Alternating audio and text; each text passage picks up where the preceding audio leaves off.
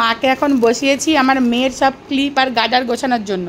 Hair band, clip আর গার্ডার, এই যে সব এইদিকে সব ছড়িয়ে ছিটিয়ে এদিক ওদিক। তো এখানে আমার মাকে বসিয়ে দিয়েছি। মা তোমাকে আমি বসিয়ে দিয়েছি তোমার নাতনির যত হেয়ার, এরকম ধরো না মা, এরকম ধরো না, ভালো ভালো নতুন নতুন জিনিস, যত গার্ডার, ক্লিপ আর হেয়ার ব্যান্ড এখানে সব রয়েছে। হ্যাঁ, এখানে দেখো এই যে সব গার্ডার ক্লিপের সম্ভার নিয়ে একদম বসিয়ে দিয়েছি মাকে। তো এইগুলোকে বলেছি যে তুমি সুন্দর করে অর্গানাইজ করে দাও, কেন কি আমার দ্বারা সম্ভব হচ্ছে না। এই দেখো এই যে গার্ডারের বাক্স, আর এই দেখো এগুলো সব ক্লিপ, এই যে এখানেও এক গাদা সব ক্লিপ, এই দেখো ছোটো ক্লিপ এক জায়গায় রাখবে তো এগুলো বললে, সব এইখানে বসিয়ে দিয়েছি। তো আমার মা দেখে, মায়ের বক্তব্য কি মা? আর পয়সা অপচয় করিস না, হ্যাঁ এইগুলো সব ফেলা যাবে। কেন ফেলা যাবে কেন? এগুলো মেয়ে একদম আজীবন করতে পারবে না। আর কিছু কেনাকাটা করিস না, যা আছে প্রচুর। পুজোর সময় কিনবো না নতুন?